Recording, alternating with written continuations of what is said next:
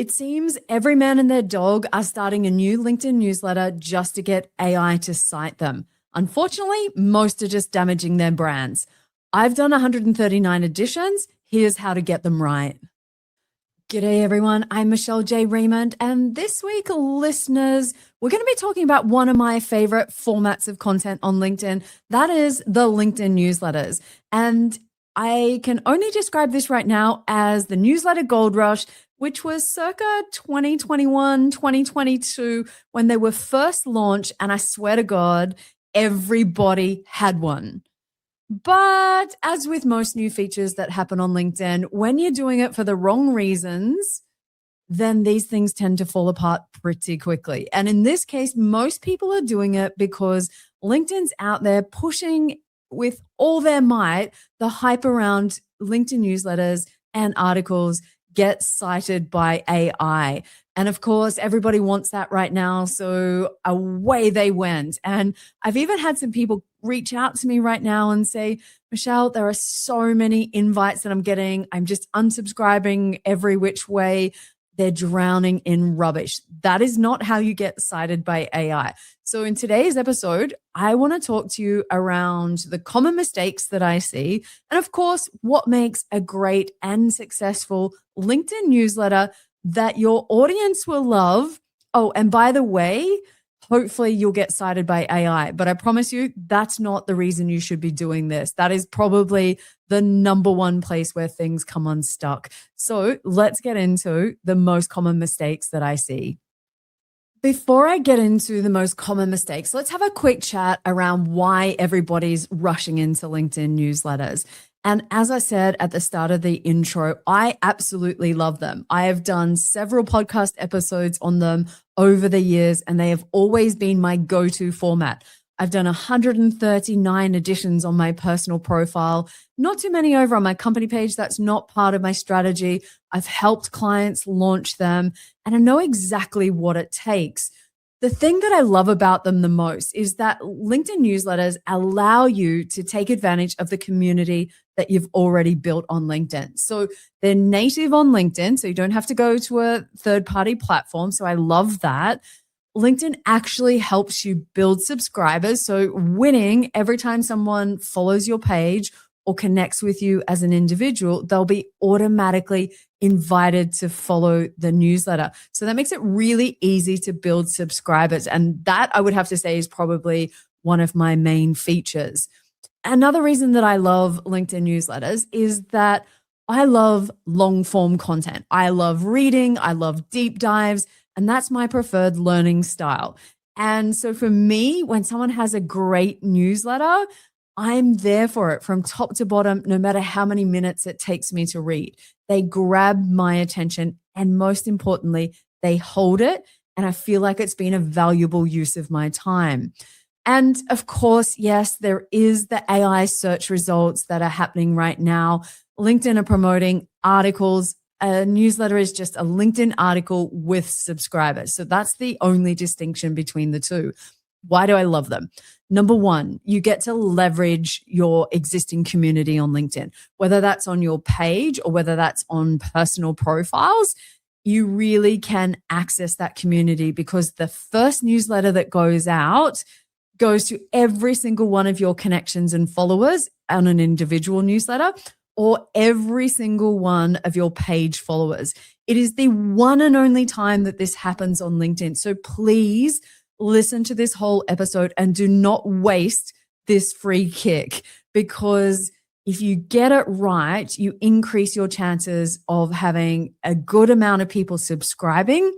In my experience, it's roughly 30% of the number of people that you're connected to or page followers. So think about that. That's the opportunity. You may also think about it that if you're just starting out on LinkedIn, that maybe a newsletter is not right for you. There are other areas that you should be focusing on the platform. I love that as somebody connects with me personally, that they are automatically invited to subscribe to my newsletter. And that has helped me grow my newsletter to something like 11,500 subscribers so far. I have around a 40% open rate.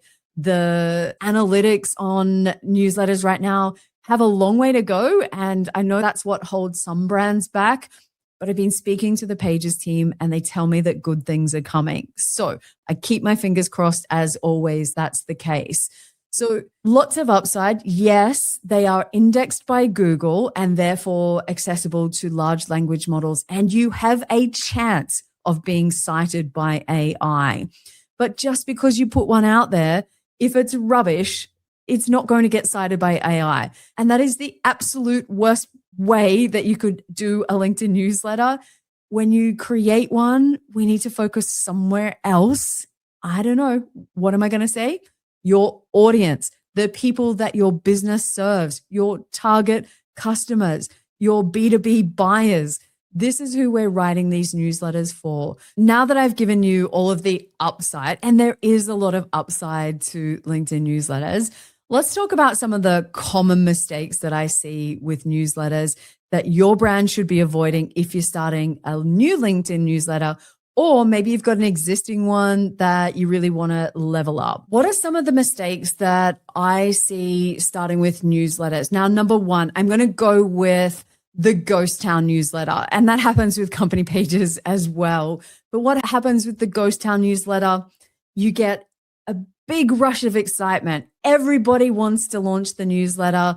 You send out a couple of editions and then you're done because it didn't quite work out how you were expecting. And then all of a sudden you just ghost all of those subscribers that have signed up and they're wondering what happened. Now, I'm not saying everyone's sitting there waiting for every edition, although if it's valuable, you will build up that type of community. But it kind of says to the people in your community, it's something you start, but you never finish. And that consistency is what is going to continue to grow your positioning as a thought leader, whether that's a brand or an individual.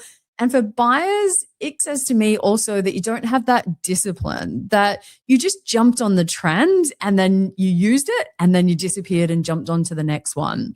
Mistake number two for me probably comes down to not having a clear promise. And I have both hands in the air that this was me when I started my newsletter, because I did jump on the bandwagon. I did get all excited and I just wanted to do them because I was a LinkedIn trainer and I wanted to be able to show everyone else how to do them. Now, I can tell you that is not a great reason to do a LinkedIn newsletter just because you want to use a feature. Now, I'm all for playing around and testing, but I was never clear around who my newsletter was for, what I was going to be sharing, what people would take away. And so there was no clear promise. And therefore, it was pretty vague at best. It was a little bit of everything, no real themes going through, no direction I was taking. And it was probably nice and helpful, but certainly not valuable and certainly not generating any opportunities for my business like it does today. So mistake number three for me is all about just recycling old posts that are dressed up as articles. Now, I'm not anti repurposing content. In fact, I'm completely the opposite. But if you are just going to recycle things and that's your whole strategy, then I think you're missing the point. I think there's a bigger opportunity that you can take to actually expand on those ideas. And after a while, if you're just doing the same thing over and over, then it can also feel a little bit stale to your audience. So repurposing is fine, but putting no effort into that, not fine. Mistake number 4 is what I would call the company page bulletin board. Now, you all know, listeners, that I'm a huge fan of company pages, but this with newsletters becomes the same problem that I see with company page content in general. And that is where the brand's newsletters really adjust all the internal updates that you have that you want to tell all of your page followers, because somebody in the business went, oh, you've got 10,000 newsletter subscribers. Let's go and dump everything in there and tell them all about what we want to do. So it can quite often be like jam-packed full of things that are like award wins. Sorry, nobody cares. It could be event announcements, company milestones, and they have their place, don't get me wrong, but mostly people on the outside don't really care about that kind of stuff. There's no value to them. might help you build your brand a little bit, and that's a good thing. But if you do it too much and too often, like, what's in it for me? Zero, nada, nilch. And we don't want to do that. So how I can spot these ones, the company bulletin board newsletters, is essentially it's just written from the company's point of view. It's all about the company and it's like me, me, me, me, me. And you don't care what I take away from it. So ask yourself the question, what does our buyer need help understanding? And that will really fix this problem. That's very different to what do we want to say. So if you can reconcile those two things, that mistake will go away. Mistake number 5 that I see is that people are just chasing subscribers instead of relevance to their audience. And quite often that can be because they create content that they know will be popular. It might be more fun, but ultimately, is it getting you closer to your business goals? That's all I really care about, listeners, is whether you're an individual consultant or a big multinational brand that I work with, I want the same thing from you. I want you to generate a return from the effort that you're putting in to LinkedIn, and in this case, the newsletters. So you can have lots of followers, but if it's not actually getting you closer to your business goals, what's the point? So growth is good, but we want to make sure it's the right growth. Mistake number 6 is essentially there's no owner of the newsletter and there's certainly no system and there's no strategy behind it. At best, you might have done a little bit of content planning, but I doubt it. Sometimes people come up with a name for the newsletter and that kind of dictates what goes in there. And I know some people right now that are out there really reflecting on what does the name of your newsletter actually say to your audience? And do they know what's going on with them? And the answer is most of the time, no. But when you don't have an owner and you don't have a system, then everyone starts with really good intentions. You know how it goes until you get busy. And nobody owns the standard that goes in. There's no consistency in format. And ultimately, it just becomes wishy-washy and is completely diluting your brand or even damaging it and taking it away, which is exactly why I wanted to do this episode today. A newsletter needs one clear owner. It needs a cadence that you can keep up with. So how frequently are you going to put the newsletter out? You need to be clear around what is expected of the people that have been designated to putting that newsletter out. Do they have the time to actually do this? Do you need an approval process to get the newsletter out? Are there any boundaries around the topics that you can or can't cover? And how will you maintain that consistent voice if it's written by multiple people? So a weak newsletter does not just underperform. I want you to understand that it also trains your audience in how to ignore you. What does doing a LinkedIn newsletter right really look like? Well, glad you asked, because I've got a few thoughts on this one after launching so many with clients. I think the very best place to start is, what are you going to promise your reader? So before you even choose a name, before you even figure out how often you're going to be publishing your LinkedIn newsletters, what is the promise?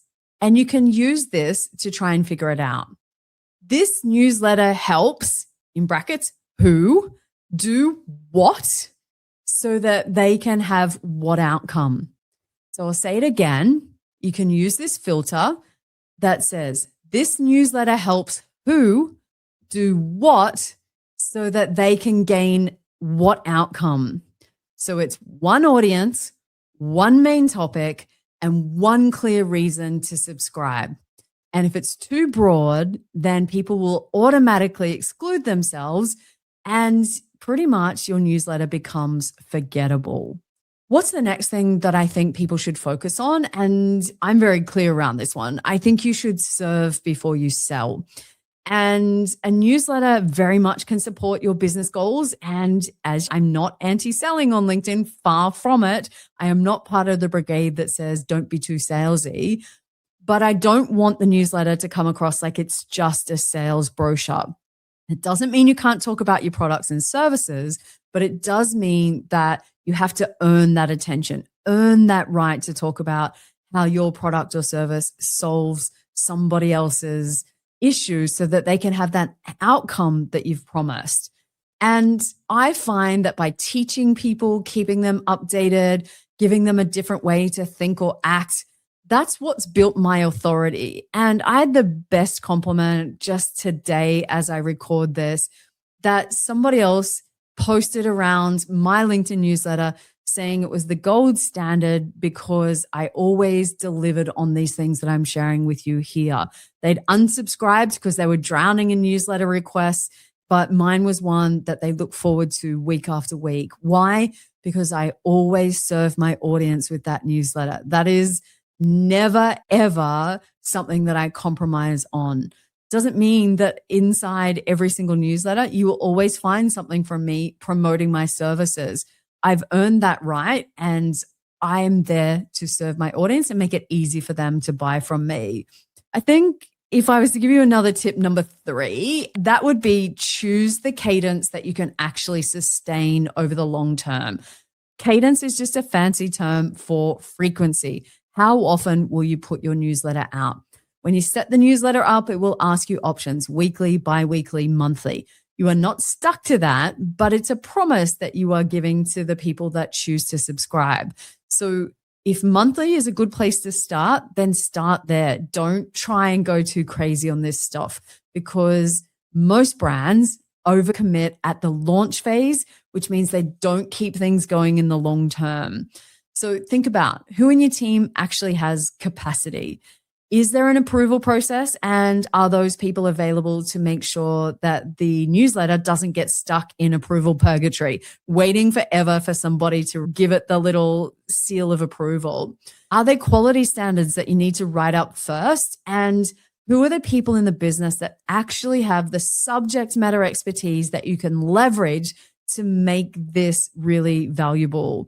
And ultimately, for me, if this is all about being sustainable over the long term and not something that you're just going to go hard and then fall over and disappear in the next few weeks. I do think as well, if I was to go to number 4, my tip is you need to have an editorial standard, especially if I'm talking to corporate brands here. And I think that you should hold yourself to a much higher standard than maybe an individual that's listening to this podcast responsible for their own personal newsletters. And it's not about just hitting publish just to fill the schedule. And that infuriates me. I see that all the time. I want people to think, what's a clear idea that each newsletter has behind it? And that includes strong titles, clear structures, practical takeaways, points of view. I love points of view in newsletters, and most brands avoid this area altogether. So if you avoid those kind of vague, cliched insights and move away from just having some kind of generic AI-generated blog format, a newsletter really should build up that body of useful thinking, the thought leadership that everybody throws around. You can build that thinking out over time, and that is one of my favorite things to do. And I'm sure that there's plenty of tools out there right now that I could take all of my newsletters and turn them into a book. And who knows, listeners, maybe one day that's what will happen between that and my podcast.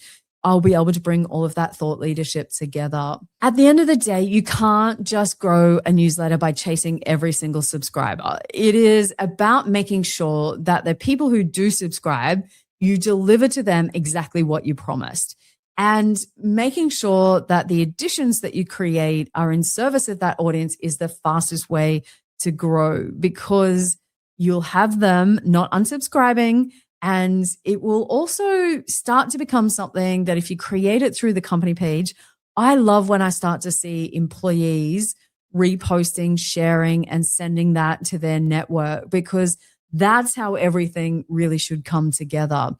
And the one last thing that I think people should pay attention to is measuring what matters. Now, there are analytics on the LinkedIn newsletters, and we're not just talking about subscriber count. That's nice because it goes up and up and up for the most part, but you can go in and take a look and see who it is that's subscribing, who's reading, who's commenting, who's replying, who's saving, and which topics are creating the most conversation. I want you to pay attention to this, because when you do the work to pay attention to what's landing for your audience, honestly, the buzz that you can generate is just something that I love. And I'm generating more impressions from my LinkedIn newsletters than what I am from my posts, which totally makes sense because every time I do a newsletter, 11,500 people are notified that I've done it. And so I want to make sure that I hold my promise to those people that subscribe. If you're not subscribed to my LinkedIn newsletter, please go across. It's on my LinkedIn profile in the featured section. That's where you'll find it. If you want to have a look and see how I do it as a place to start, then by all means do that. Listeners, I believe that LinkedIn newsletters, when done well, really are a great opportunity for your business. But I equally believe that if they aren't done well, then that becomes a brand risk. And I want you to avoid that by going back to some of those basics of why are you creating it? Who are you creating it for? What can they expect? What processes do you have in place so that you can remain consistent over the long term? Pretty much this is the way to succeed on LinkedIn, full stop. I think I pretty much should have a t-shirt that says this. It's the same thing I repeat episode after episode. Another friendly reminder that just because you write a LinkedIn newsletter, if it's full of garbage and doesn't resonate and doesn't answer a specific topic and isn't laid out well, you are not going to get cited by AI. That is just more rubbish filling the feed that people are unsubscribing from. Listeners, I hope that you've really enjoyed today's episode on LinkedIn newsletters. I know that there's a gold rush out there, but I want your newsletter to be the one that people want to subscribe to, that they look forward to, and it contributes to growing your business. So if you've been listening and wondering if your newsletter is really hitting the spot, or if you want to find out how to launch one for your business with a tailored one-on-one session with me, then just book a session. My LinkedIn newsletter growth lab is for you. So until next week, listeners, cheers.